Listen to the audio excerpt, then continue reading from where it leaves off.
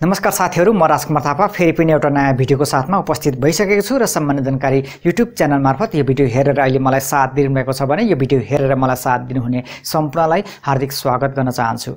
साथीहरु, आजको यो भिडियोमा मैले स्मार्टफोनहरुमा दिने जुन लकडाउन मोड हुन्छ यो खास गरी स्यामसङको मोबाइलमा हामीहरूले कम्पनीले दिएको हुन्छ कि यो लकडाउन मोड भनेर। यो लकडाउन मोड के हो र कसरी प्रयोग गर्ने र यसको फाइदा के छ त, अथवा यो लकडाउन मोडलाई अन गरिसकेपछि एक्टिभेट गरिसकेपछि हाम्रो मोबाइलमा के फाइदा हुन्छ त, आजको यो भिडियोमा जान्ने छौं। र साथीहरु, यदि तपाई यो च्यानलमा पहिलोचोटि आउनु भएको छ अथवा यो च्यानलमा नयाँ पाहुना हुनुहुन्छ भने यो च्यानललाई सब्स्क्राइब पनि गर्न नबिर्सनु होला। अब लागौं आजको यो स्मार्टफोनमा हुने लकडाउन मोड सम्बन्धीको भिडियोतर्फ। हजुरहरूले आफ्नो मोबाइल फिंगरप्रिन्ट तथा अनुहारबाट खोलिने विधि प्रयोग गर्दै आउनुभएको छ भने अथवा आफ्नो मोबाइलको सुरक्षाको खातिर हजुरहरूले फिंगरप्रिन्ट र फेस अनलक सिस्टम हजुरहरूले प्रयोग गर्दै आउनुभएको छ भने साथीहरु, हामीहरूले प्रयोग गर्ने मोबाइलमा लकडाउन मोडलाई अन गरिसकेपछि अथवा एक्टिभेट गरिसकेपछि अब यदि कसैले हाम्रो फोन लिएर उसले कुनै चलाखीवश हाम्रो फिंगरप्रिन्ट अथवा फेस लक देखाएर उसले मोबाइललाई अनलक गर्न खोजेको खण्डमा त्यो मोबाइल अनलक हुँदैन अथवा खुल्दैन। त्यो मोबाइल खोल्नको लागि हामीहरूले जुन प्याटर्न लक अथवा पासवर्ड के लगाएका थियौं त्यो दिएर मात्रै त्यो फोन खुल्ने गर्छ। यसले गर्दाखेरि हाम्रो फोनमा सुरक्षा बढी हुने गर्छ। र यसको खास प्रयोग के हुन्छ भने यदि हामीहरू सुतेको खण्डमा हाम्रो मोबाइल लिएर कसैले हाम्रो फिंगरप्रिन्ट अथवा फेस लक देखाएर त्यो फोनलाई खोल्न खोजेको खण्डमा त्यो फोन खुल्दैन। केवल त्यो फोन खोल्नको लागि हामीहरूले पासकोड अथवा त्यो जुन प्याटर्न लक हुन्छ त्यो प्याटर्न लक दिएर मात्रै त्यो फोन खोल्न सकिन्छ।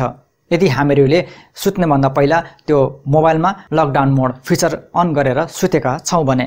साथीहरु, अब त हजुरले थाहा पाइहाल्नुभयो कि यो लकडाउन मोड फिचरलाई अन गरिसकेपछि अथवा एक्टिभेट गरिसकेपछि अब के फाइदा हुन्छ भनेर। अब म हजुरलाई यो लकडाउन मोड फिचर कसरी अन गर्ने भन्नेतर्फ एउटा प्रयोगात्मक भिडियोतर्फ लैजाँदैछु। मोबाइलमा लकडाउन मोड एक्टिभेट गर्नको लागि सेटिङमा जानुपर्ने हुन्छ। म सेटिङमा जान्छु।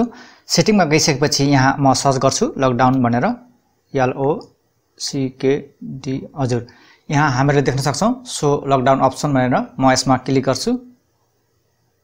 त्यसपछि अब हामीहरूले आफ्नो मोबाइलमा लकडाउन मोड एक्टिभेट गर्नको लागि अथवा अन गर्नको लागि यहाँ हामीहरूले आफ्नो मोबाइलको पासवर्ड राख्नुपर्ने हुन्छ। म यहाँ मेरो मोबाइलको पासवर्ड राख्छु।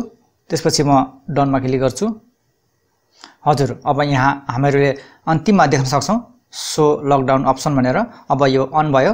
अब हामीहरूले आफ्नो मोबाइलमा लकडाउन मोडलाई एक्टिभेट गर्नको लागि यो जुन पावर बटन रहेको छ यो पावर बटनलाई एकछिन थिचेर होल्ड गर्नुपर्ने हुन्छ। म यसलाई थिच्छु र 2-4 सेकेन्ड होल्ड गर्छु।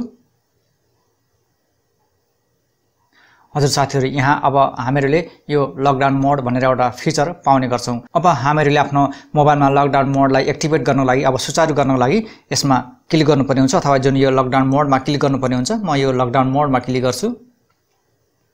हजुर, अब यो मेरो मोबाइलमा लकडाउन मोड एक्टिभेट भयो अथवा सुचारु भयो। अब यदि मैले मेरो मोबाइललाई फेस अनलकबाट अथवा फिंगरप्रिन्टबाट मैले खोल्न खोजेको खण्डमा मेरो मोबाइल खोलिँदैन। अब मोबाइलमा लकडाउन मोड एक्टिभेट भइसकेपछि हामीहरूले आफ्नो मोबाइलको पासवर्ड राख्नै पर्ने हुन्छ। तब मात्रै हामीले आफ्नो मोबाइललाई खोल्न सक्छौं अथवा अनलक गर्न सक्छौं।